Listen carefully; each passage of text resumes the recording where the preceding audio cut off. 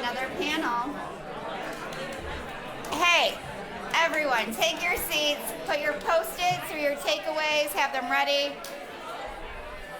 Put them on the wall where you're supposed to. Do what Adelie told you to do before. Do what Andrea told you to do before. Hey, everyone. Thank you, Ricardo. We're going to get started. I'm glad you're all having such a good time. Stop it, though. Sit down. You can enjoy yourselves later. There will be wine, everyone. All right, we're going to get started. So I want to thank Adelie and Andrea, and I want to thank you all. I hope you're giving that thoughtful feedback that we wanted. You're supposed to post it, so do that. Do what Adelie and Andrea told you to do. It's my last reminder. So for our next panel, we're going to dive into building a resilient and regenerative food system through collaborative innovation. So I'm excited to introduce Robin Morgan, a crop scientist at the Washington State University Breadlab. I love the Breadlab. Big round of applause. Thank you very much. Yeah. Thanks for being here. Janis Abbingsole is the Chief Operating Officer of King Arthur Baking Company. Woohoo!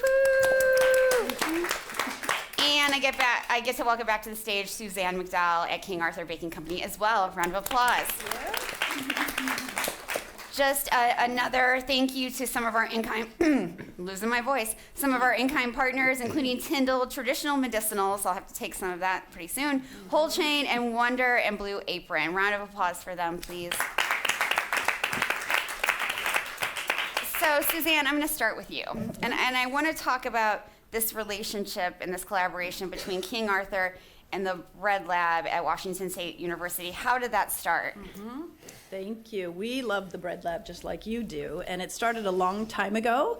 Our previous CEO, his name is Steve Voigt, and he developed a relationship with Dr. Steve Jones, who started the Breadlab at Washington State University. He's a world-renowned seed breeder, and he and Steve connected because Steve is really interested in health and alternative grains.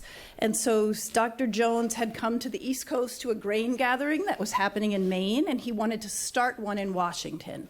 And so he reached out to Steve and said, I need a little money, like $10,000. Could King Arthur help us? And that's how it began. And it has since grown into this incredible relationship that spans 12 years. And both through the work of Robin as well as some of his other PhD candidates. We've sponsored PhD candidates. We are also the sponsor, along with Cliff, of the endowed chair role at Washington State University.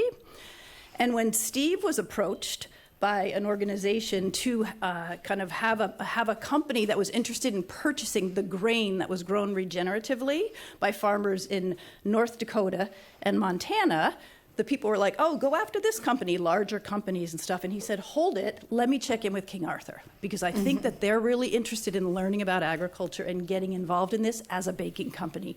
And that's how the relationship started, and it's an incredibly important relationship to us at King Arthur. It's so collaborative, it's so cool. Robin, sorry, I don't mean to lose my voice at the end of the day.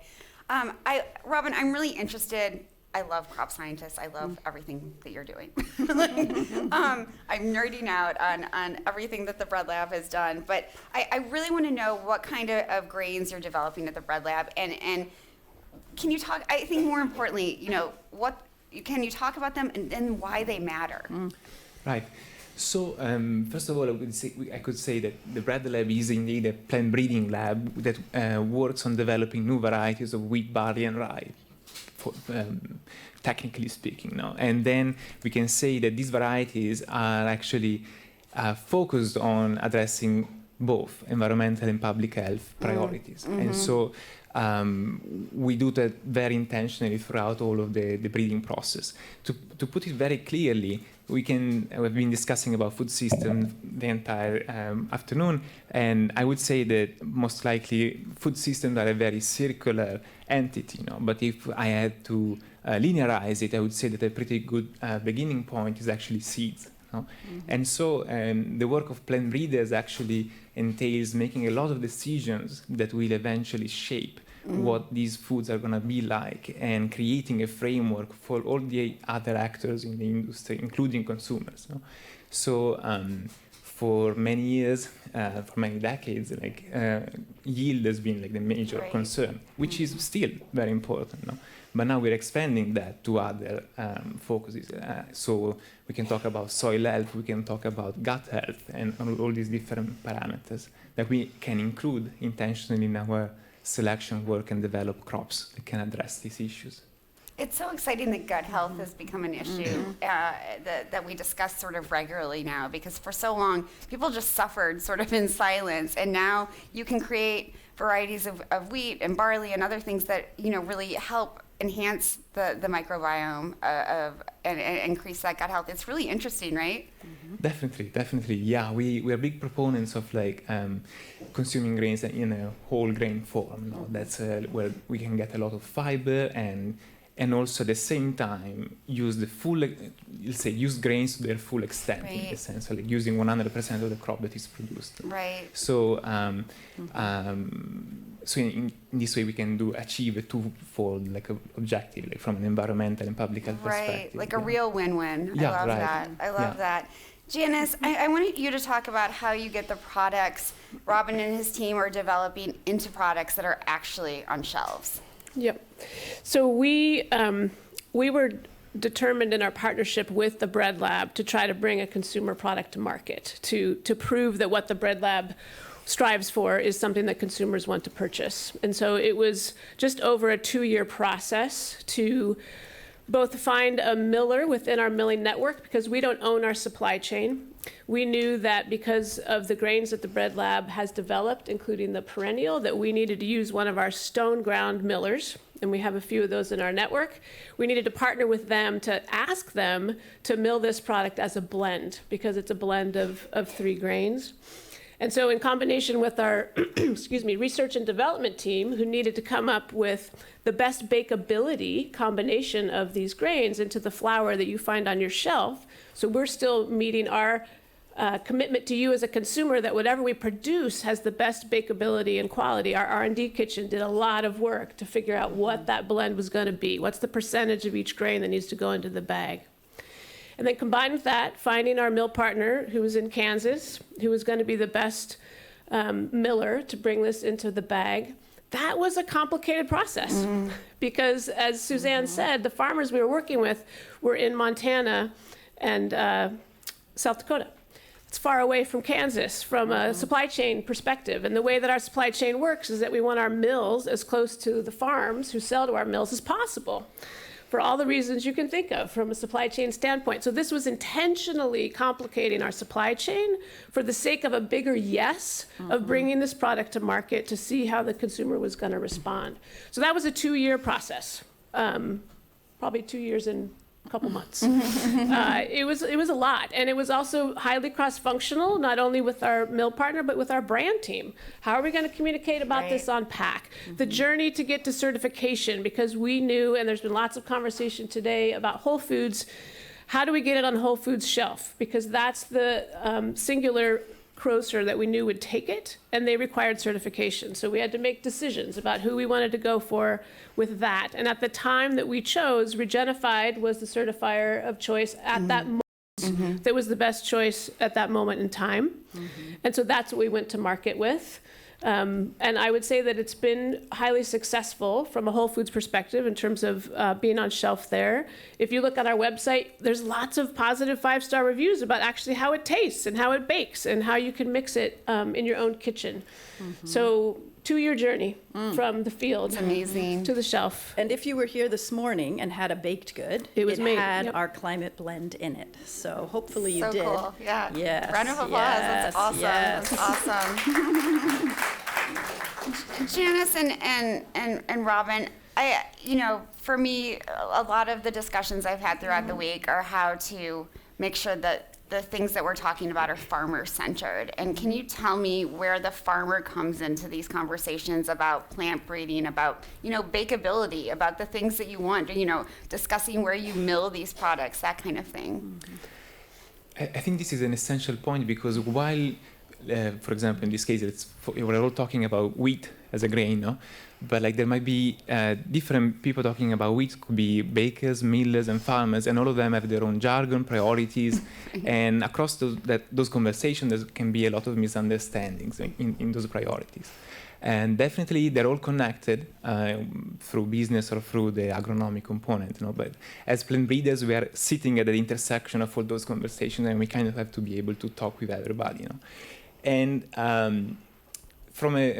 so we sometimes wear the farmer's hat, and so we need to create plans that actually can support farmers doing a great job and achieving the best result possible with the least risk possible too. No? At the same time, we need to be aware of what bakers and millers want from these plants too. And so it means it clearly pushed us in becoming plant breeders who bake. No? So we bake all the time with our different wheat lines to just test them and figure out the one that works the best. Yeah. So cool. It's like that co-creation process. And I love how you described that you have to wear a lot of different hats and know a lot of different languages to be able to discuss, you know, with King Arthur or with the farmers you're working with other plant breeders, I'm sure, who might not understand this. It's again, very complex, right? Mm-hmm. Janis, do you want to weigh in? Well, the one thing I was thinking about when you asked the question is that we, besides intentionally complicating our supply chain, we also spent more money. So we paid farmers at the farm gate. We wrote checks to the farmers, which we don't normally do. We normally buy on the commodities market for the bulk of our portfolio, and this was actually going to farmers, paying them at the gate for the risks that they're taking, with less inputs in the farming practices that they're choosing. And that's what we need to do more of. We need to do more of putting our profits into the pockets of farmers. And I wanted to share with everyone that last week we went on a trip to Texas with our board, the executive team and our board, to visit a mill and to visit a farm. And the reason why I'm mentioning it is because even for us at our size and our values-centered business practices as a B Corp and 100% owned company, we still have to teach from the top down about why it matters to put our money in the places where change will happen, which is at the farm. And so we spent a week in a hot, dry climate in West Texas, and we did a lot of teaching, both for our peers and our board. So we're continually driving home what matters about this work. And maybe because I've been at King Arthur for so long, I think it was the most powerful board of directors meeting that I've ever attended. Oh, that's cool. And we got that affirmation from our board members, who are very astute, smart, capable human beings, and talked about it. And she's not up here with us, but our colleague, Annie Rowell, is sitting right out there, and she's got 5 Regen Ag programs in flight. And there is a premium that goes directly to the farmers, and we will not settle for anything less because of that. So I just wanted to say, both at the farm gate as well as in the larger system, because we don't feel like we're going to shift the system if we just put kind of a strong arm to large ag. We've got to bring them in with us, and that's what we're doing in this program. Absolutely. When we last spoke, Suzanne, you said that when you were beginning this work, you didn't think about what was in it for the company because you saw the greater picture. Mm-hmm. How can you encourage other companies to see the greater picture? Mm-hmm. Well, I do want to start out by saying that I sit in this incredibly, call it what you will, privileged, lucky, something space, because I work for 100% employee-owned, original B Corp, benefit corporation. I stand on the shoulders of Frank and Brenna Sands, who put things in motion for all of us to kind of carry on their legacy. So it's really easy for us to kind of say that from our CEO, Karen Kohlberg, down, we have support for this work. And this role that I lead was just developed a couple of years ago because one of our board members was rolling off the board and felt like through our B Corp score, someone mentioned, it helps you realize where you're doing really well and where you could focus. We needed to focus more in this space. So I guess my recommendation is, figure out where you need to focus and spend time there and take off a little chunk. Don't go after all of it. Mm-hmm. Thank you so much. Mm-hmm. Robin, I want to come back to you. While it's important for these grains to be climate resilient, we're here at Climate Week, and improve biodiversity, obviously, right? They also have to taste good or no one's going to eat them. And I'm wondering if you can talk about how plant breeders like yourself make sure that flavor is part of this equation? Absolutely. For example, so again, speaking back to the idea of like focusing on whole grain, in the case of whole wheat baking, there's a very strong negative assumption around whole wheat flavor, like kind of, yes, being good for you, but like not being so pleasant. So that's been a big challenge to address now, because it's more on the almost cultural side now. And so we actively started testing all these different varieties for whole grain baking rather than anything else, and so like finding out the ones that actually worked out very well from those that didn't. And so I have a background in cooking, like I used to be a professional chef, and so Nice. that came very natural to me to fit into that picture. And but it clearly wasn't the case before, not that, and it wasn't the standard in the industry. And so I just think that the more we realize what is really crucial and important for people, consumers, and in this case, flavor can unlock a potential contribution to public health through unlocking more whole grain consumption. Yeah. So that's been a bit of a convoluted route to get there, but that's the point. I love that you were a cook or a chef that became a plant breeder, because I was with Dan Barber last night, Chef Dan Barber, who's the chef who became a plant breeder. Right. So it's so interesting to me, and it's such a wonderful sort of. We need more of that. I feel like that cross-pollination of careers and interests, because it's going to make for better food and for a better environment. I wonder what's next for the Breadlab, for King Arthur, and all of you. What other partnerships and collaborations and cool foods are you creating?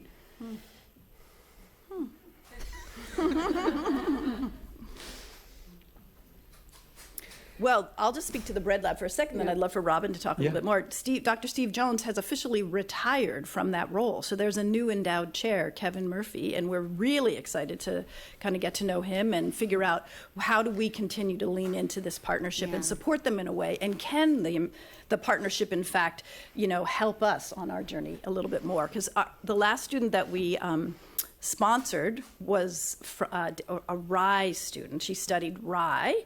That's not our largest seller, no surprise, right? Rye flour, but it didn't matter. It was just about the partnership and learning together. So I think I'm really excited to meet Kevin. There's an organization, Soil to Society. I'm going out to visit with them and learn a little bit more how we can lean into that. So I'm excited to meet him and get to know him and what he's going to do differently for the Breadlab. Right, definitely. So yeah, exactly. Soil to Society is this big research project that Kevin Murphy developed, and with many other collaborators, and King Arthur is a stakeholder in the project as well, which is figuring out how actually farming practices can have a positive impact on the nutritional value of food. As a continuation in a bigger framework of that work, the Breadlab is gonna also expand and into what is going to be called CHEF, which is the Center for Health, Environment, Food and Farming.